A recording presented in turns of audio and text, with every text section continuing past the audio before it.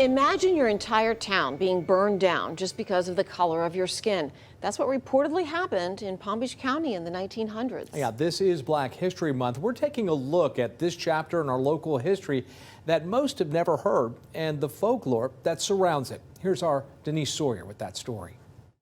Now, Henry Flagler is best known for helping to create and grow the earliest chapters of the town of Palm Beach and Palm Beach County. And more than a century ago, this area here was home to thousands of black laborers. At the turn of the 20th century, an employment boom in South Florida. These are the people that came to work for Henry Flagler to extend the railroad, to build the Royal Ponciana Hotel and the Flagler Museum. Author and historian Avery Jimerson Clark says 1,000 laborers were hired to extend Henry Flagler's Florida East Coast Railroad and played a key role in the development of the town of Palm Beach. Many of their descendants still live here. My grandmother brought my father and his siblings to Palm Beach to work for Henry Flagler. My great-great-grandfather, who was the steamboat captain, his name was Jack Williams, for President Harding, was commissioned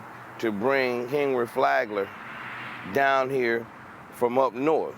Many of those families settled on Palm Beach Island between North County Road and Sunrise Avenue, an area of small tent-like homes that would soon become known as the STYX. It was a growing African-American community until conditions there eventually deteriorated. The details of what happened next remain a source of debate to this day, but many believe Henry Flagler may have played a role. Former West Palm Beach Commissioner Robbie Littles heard the story this way. He threw a party for the blacks on the island. They all went over to the party, and while they were celebrating and enjoying themselves, their homes on the island of Palm Beach, in the town of Palm Beach, burned down mysteriously. Local business owner Derek McCrae's family version of the tale is much the same. They had a mob of people to burn up the people's homes and shanties and tents over on in the STYX and forced them out of there, and then they took the land. The Palm Beach Historical Society's version is very different. Published text says only that by 1912, the tenants of the STYX had been evicted. No mention of a fire or any record of that large-scale homelessness that would have followed such a devastating blaze. Avery Clark believes this version is the most accurate. They claimed there was a fire and Flagler had the people come over here to a circus and all of that, but that's not true. Local historian and attorney Richard Riles expects there's some truth to all of those stories. There is probably somewhere in between the Palm Beach County Historical Society's version of events and the African Americans' lore of events. It's somewhere in between.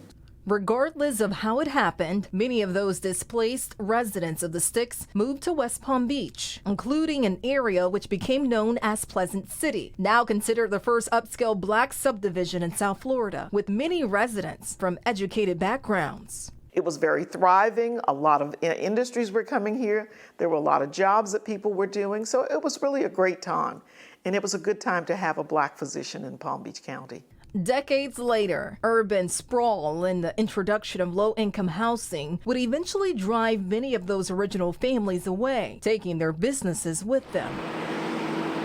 Today, there are plans for a new future built on a proud history. This is the STYX Promenade. The STYX Promenade is a project aimed at revitalizing the area and connecting people to black-owned businesses in West Palm Beach. This project was an effort to pay homage to those humble African community origins that started in Palm Beach and are very important to the city of West Palm Beach. The centerpieces, Heart and Soul Park off 7th and Rosemary, and a revitalized Sunset Lounge, which once welcomed all the legendary entertainers of the era. Ella Fitzgerald, Duke Ellington, and all those people would come before the Cotton Club and before the other thing was even born. That was the Sunset, the class of black people. Now developers are making room for a STYX revitalization project for 10 businesses. This $1.9 million project is slated to open later this summer. In Palm Beach, I'm Denise Sawyer for CBS 12 News.